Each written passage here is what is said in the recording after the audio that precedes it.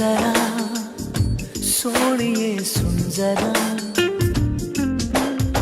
संगीत की दुनिया का ऐसा गायक जिसकी गायकी ने फिर जिंदा कर दी वो आवाज जिसको लोग कभी किशोर कुमार और मोहम्मद रफी के रूप में सुनते थे। इनकी आवाज ऐसी कि जिसने भी सुनी वो उनके सुरों के जादू से अपने आप को बचा नहीं पाया और अपनी आवाज के दम पर आज भी बने हुए हैं हिंदुस्तान के हर दिलों की धड़कन। जीने के है 4 दिन, बाकी है बेकार दिन।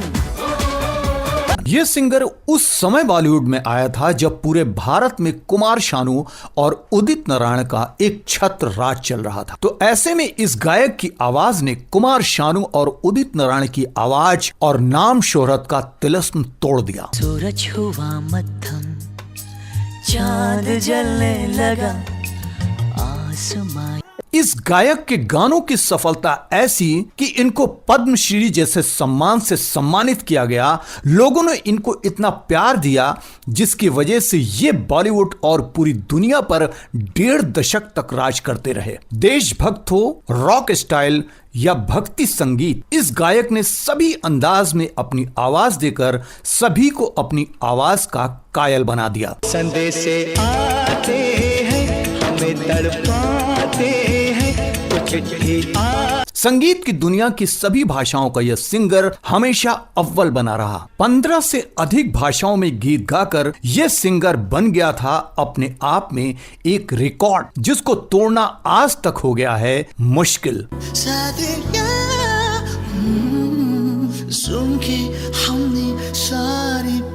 ऐसा क्या हुआ था कि इतनी मेहनत, लगन और फेमस सिंगर को प्लेबैक सिंगर से निकालकर बाहर फेंक दिया गया और इनके साथ ऐसा बर्ताव किया गया जिसकी कभी किसी ने उम्मीद भी नहीं की थी। जिस आवाज को पूरी दुनिया सुन रही थी, जिसके आगे पुराने सभी सिंगर्स फीके पड़ गए थे, वो आवाज एक दिन कहां गायब हो गई? क्या जरूरत से ज्यादा के राजनीति और कामयाबी का नशा कैसे इस महान सिंगर को ले डूबा? आज हम अपने इस एपिसोड में बात करने जा रहे हैं एक ऐसे लड़के की जो बेहद साधारण परिवार से आया था, लेकिन उसकी जादुई आवाज ने उनको लाकर खड़ा कर दिया मोहम्मद रफी और किशोर कुमार जैसे महान सिंगर्स के लाइन में। और ये आवाज बॉलीवुड में पहचानी गई सोनू निगम के नाम से। तुमको पाया है तो जैसे खोया हूँ, कहना चाहूं भी तो तुम। तो सोनू निगम के बारे में, उनके विवादों और निजी जिंदगी के बारे में जानने से पहले आइए नजर डाल लेते हैं उनके जन्म और परिवार के ऊपर।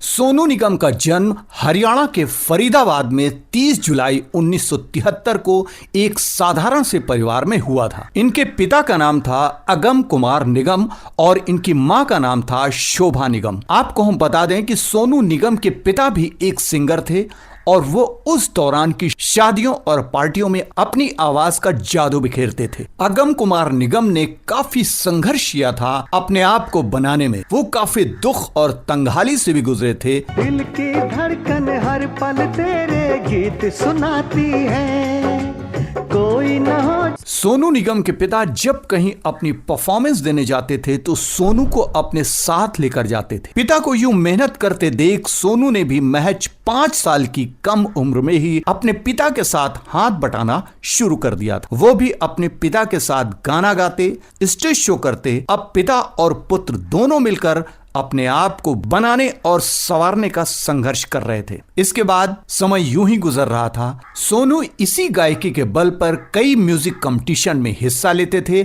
और जीत कर भी आते थे। अपने बेटे की इस काबिलियत को देखते हुए उनके पिता को सोनू की प्रतिभा का एहसास हुआ और उन्होंने सोनू को शास्त्रीय संगीत की शिक्षा दिलाने के लिए मशहूर और उस्ताद गुलाम मुस्तफा खान को चुना।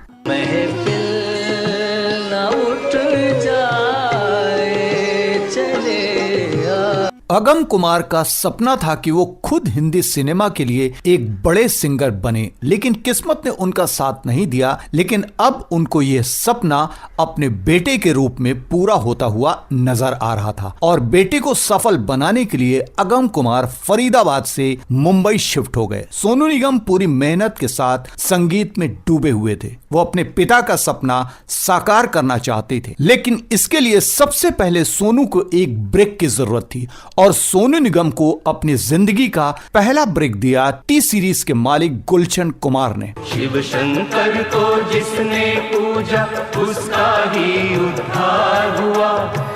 गुलशन कुमार उस समय कई प्रतिभाओं वाले सिंगर्स के लिए किसी भगवान से कम नहीं थे। बताया जाता है कि गुलशन कुमार किसी संगीत कार्यक्रम में चीफ गेस्ट बनकर आए हुए थे। वहां पर सोनू निगम को मोहम्मद रफी का गाना गाते हुए उन्होंने सुना और उनकी आवाज गुलशन कुमार को भा गई और वो सोनू की काबिलियत को पहचान गए और गुलशन कुमार ने सोनू निगम को आशीर्वाद दिया और अपनी उस वक्त की एक एल्बम यादें में सोनू निगम से गाने रिकॉर्ड करवाए और इसके बाद फिर से टी सीरीज ने सोनू निगम से जानम नाम की फिल्म के गाने गवाए, लेकिन बदकिस्मत कि वह फिल्म कभी रिलीज ही नहीं हो पाई। मौजों की रवानी है मेरी महबूबा।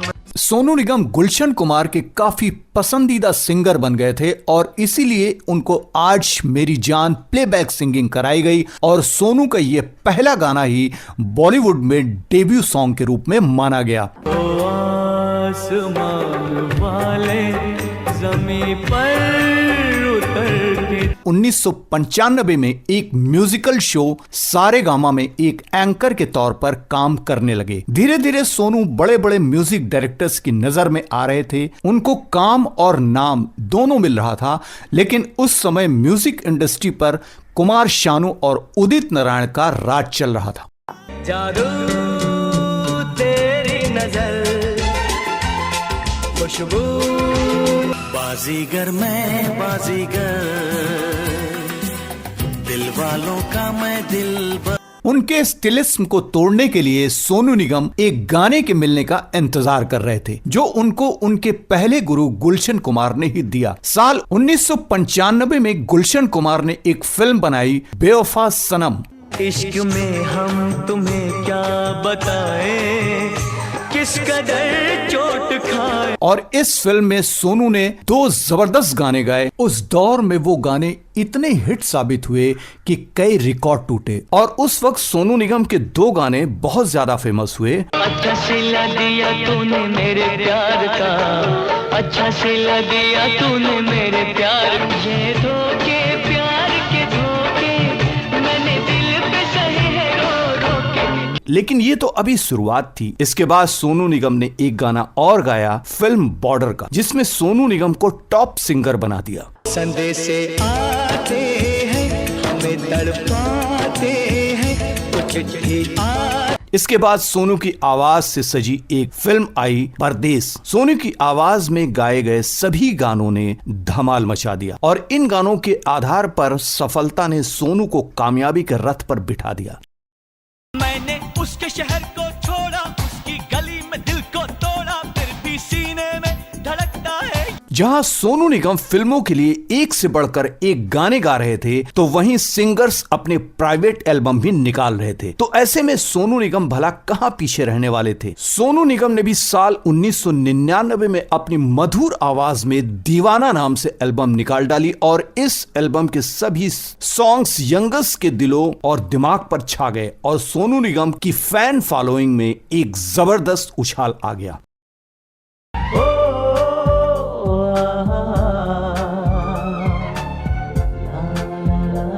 सोनू निगम की आवाज पूरे भारत में गूंज रही थी। सोनू निगम ने साल 2000 में एक और प्राइवेट एल्बम जान को निकाला और इस एल्बम के सभी सॉन्ग्स ने उनकी दीवाना एल्बम से भी ज्यादा लोकप्रियता हासिल की। सोनू निगम और इनके गानों ने लड़कियों के दिल पर ऐसा जादू किया था कि सोनू निगम के घर हर रोज हजारों लव लेटर्स आने लगे, फूलों की बरसात होने लगी और लड़कियां सोनू निगम पर मरने लगी थी। तेरा मिलना पल दो पल का मेरी धड़। अब सोनू निगम की गायकी का कैरियर पूरे उफान पर था। अब कुमार शानू और उदित नारायण की जगह सोनू निगम ने ले ली थी। सोनू निगम अब 7वें आसमान पर थे और जिस गाने में अपनी आवाज दे देते थे वह गाना सुपर डुपर हिट हो जाता था। हर घड़ी बदल रही है रूप जिंदगी। और जैसे जैसे इनकी कामयाबी बढ़ रही थी वहीं सोनू निगम की फीस भी टॉप पर पहुंच गई और सोनू निगम उस दौर के सबसे महंगे सिंगर बन गए। सोनू निगम की आवाज से सजी कुछ फिल्में इस तरह से हैं, साथियां, कल हो न हो, दिल चाहता है, कभी खुशी कभी गम, अभी मुझ में कहीं बाकी।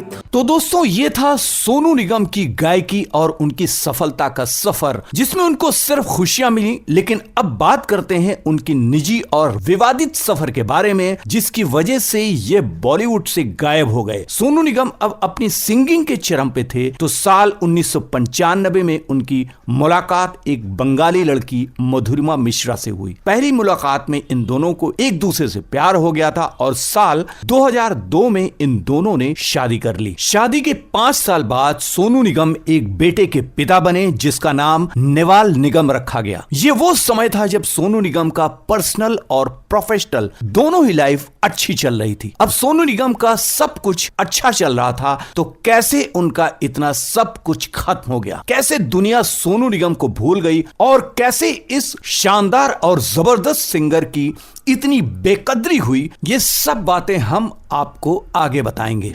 बोझ तो जिंदगी का कटता। जब सोनू निगम अपने स्टारडम के शिखर पर थे ये कुछ ऐसी गलतियां कर बैठे जो इनको ले डूबी और उनका कैरियर ही खत्म कर गई। सोनू निगम को उनका पहला ब्रेक टी सीरीज कंपनी से मिला था लेकिन सोनू निगम इस कंपनी को ही म्यूजिक माफिया बता बैठे। लातों की भूत बातों से नहीं मानते, है ना।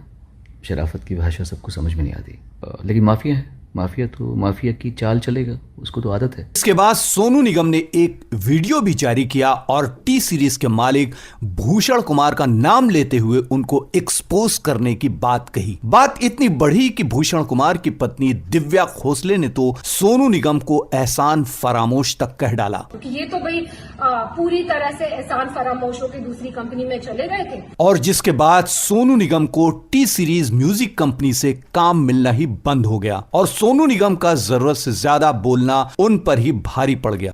भूषण कुमार, अब तो तेरा नाम लेना ही पड़ेगा मुझे, और अब तो तू की लायक है। तूने गलत आदमी से पंगा ले लिया। मैं तुझे कह रहा हूं मेरे मुंह मत लगना अब तो बस एक गलती के बाद सोनू निगम फिर दूसरी गलती कर बैठे। बॉलीवुड के दबंग खान सलमान खान से लड़कर दरअसल सलमान खान की एक फिल्म का गाना सोनू निगम ने गाया था लेकिन बाद में उस गाने को सलमान खान की आवाज में डब किया गया। जाने कब होठों पे दिल ने रख दी दिल की बातें, समझा नहीं ये। और इस बात से सोनू निगम इतना नाराज हो गए कि उन्होंने सलमान खान का नाम लिए बगैर ही कई संगीन आरोप उन पर लगा दिए जिसके बाद सोनू निगम सलमान खान की भी नजरों पर चढ़ गए और बचा खुचा कुछ काम भी इनके हाथ से निकल गया। दर्द है और इसके बाद इनका एक और विवाद हो गया दूसरे गायक हिमेश रेशमिया के साथ। बताया जाता है कि हिमेश रेशमिया जब कुछ गाने अपने लेकर सोनू निगम के पास गए तो सोनू निगम ने हिमेश को यह बोल दिया कि वह बेकार और चीप गाने नहीं गाते हैं जिसके बाद हिमेश रेशमिया ने भी उनसे पर्सनल और प्रोफेशनल दूरी बना ली। मुंह मत लगना आपकी बात से। और सोनू निगम यहीं पर नहीं रुके और उन्होंने एक इंटरव्यू के दौरान AR रहमान के संगीत और गायकी को 10 में से 2 नंबर देने की बात कही जिसके बाद सोनू निगम की हर जगह काफी आलोचना हुई। छुपाने को अपना कुछ ना रहा। और इसके बाद सोनू निगम ने मां काली की तुलना राधे मां से कर डाली जो अपने आप में एक बेहद शर्मनाक बात थी जिसकी वजह से इनको लोगों के गुस्सों का सामना करना पड़ा। सोनू निगम को धिक्कार है, हमारी भारतीय और संस्कृति के ऊपर इस तरह का प्रहार करना सोनू निगम की ओछी बुद्धि है। उसको क्या पता धर्म क्या चीज होती है। यदि सोनू निगम को इतना पता होता तो वो काली मां से कैसे तुलना कर सकता था। और इसके बाद तो सोनू निगम ने मुस्लिम अजान के ऊपर एक बेतुका ट्वीट करके मुस्लिम समुदाय को नाराज कर दिया। बिकॉज मेरे घर में अजान की आवाज़ ही आती थी, इसलिए। और फिर कह दिया ये गुंडागर्दी है। मेरे लिए गुंडागर्दी ही है। मेरे मुस्लिम समुदाय ने सोनू निगम के ऊपर एक फतवा जारी कर दिया कि जो कोई इंसान सोनू निगम के बाल मुंडवा देगा उसको लाखों का इनाम दिया जाएगा। लेकिन सोनू निगम कुछ समय बाद खुद ही अपने बालों को कटा बैठे। का सर को टकला करके तो वैसा इंसान को मैं अपने तरफ से 10 लाख रुपया इनाम दूंगा। और इसके बाद सोनू निगम ने फिर से एक और बेतुका बयान दिया और कहा कि काश मैं पाकिस्तानी सिंगर होता तो अच्छा रहता। सोनू ने कहा कि सरकार यहाँ के सिंगर्स से टैक्स वसूल करती है, जबकि पाकिस्तानी सिंगर्स को कुछ भी नहीं देना पड़ता। वो यहाँ आते हैं, पैसा कमाते हैं और चले जाते हैं। और इसके बाद सोनू निगम को बायकॉट करने की मांग उठने लगी। उनको पाकिस्तान भेजने की बात हर जगह तूल पकड़ने लगी। भारत में गायकों के साथ बहुत गलत होता है। यहाँ म्यूजिक कंपनियां भारतीय गायकों से पैसे लेती हैं, जबकि पाकिस्तानी गायकों के साथ ऐसा नहीं होता है। कभी कभी लगता है कि यदि हम पाकिस्तान से होते तो अच्छा होता, क्योंकि भारतीय म्यूजिक कंपनियां पाकिस्तानी सिंगर्स के साथ ऐसा नहीं करती हैं। और इसके बाद सोनू निगम एक म्यूजिक शो में गए जहां इनके साथ काफी बुरा बर्ताव किया गया। बताया जाता है कि इस शो के दौरान सोनू निगम को कुछ लोगों ने धक्का मुक्की की और उनके साथियों के साथ मारपीट भी की गई, जिसके बाद सोनू निगम ने पुलिस को शिकायत करके रिपोर्ट दर्ज कराई। बताया जाता है कि इनके साथ ये सब कुछ उनके बेतुके बयान की वजह से हुआ। हम भी शामिल हैं गुनहगारों से। सोनू निगम को जरूरत से ज्यादा के राजनीति और बयानबाजी महंगी पड़ गई। सोनू निगम ने अपने लिए खुद ही कांटों भरा रास्ता बना लिया था, जिसकी वजह से इनका पूरा संगीतमय जीवन और काम दोनों ही खत्म हो गए थे। 30 सालों तक बॉलीवुड पर राज, पद्मश्री जैसा सम्मान और 100 से अधिक अवार्ड्स जीतने वाले इस महान गायक का हाल ऐसा हो जाएगा कि वो एक गाने गाने के लिए तरस जाएगा, ऐसा किसी ने भी नहीं सोचा था। मिलेंगे तुमसे तो बताएंगे कि कितना प्यार। सोनू निगम ने कई फिल्मों में काम भी किया और ये कई फिल्मों में चाइल्ड आर्टिस्ट के रूप में भी नजर आए।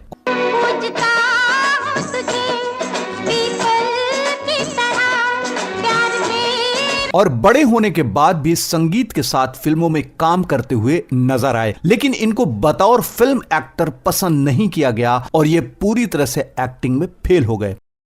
सर, ये क्या कह रहे हैं? सोनू निगम ने अपने अच्छे खासे संगीत करियर को खुद ही खत्म कर लिया और इन सब के बावजूद आज भी सोनू निगम अपने किसी भी बयान और लड़ाई के लिए कोई भी अफसोस नहीं करते हैं। वह आज भी अपने आप को सही मानते हैं। उधर सोनू निगम अपने बेतुके बयान देकर के अपना कैरियर खत्म करते रहे और दूसरी तरफ उनकी जगह बॉलीवुड में एक नए गायक अरिजीत सिंह ने ले ली। तेरे बिन अब रह नहीं सकते, तेरे बिना। और उधर सोनू निगम बिल्कुल गायब से हो गए तो अरिजीत सिंह टॉप सिंगर बन गए। मैं फिर भी तुमको चाहूंगा, मैं फिर।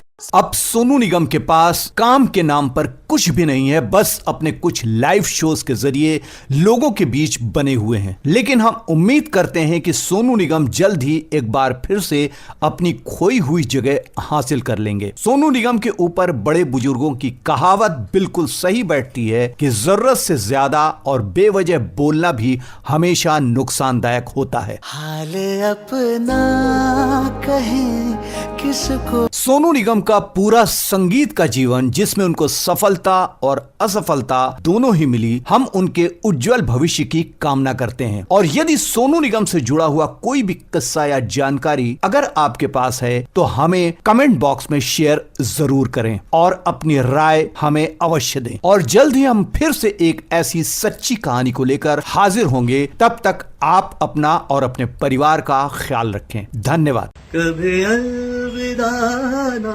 कहना, कभी अलविदा ना कहना।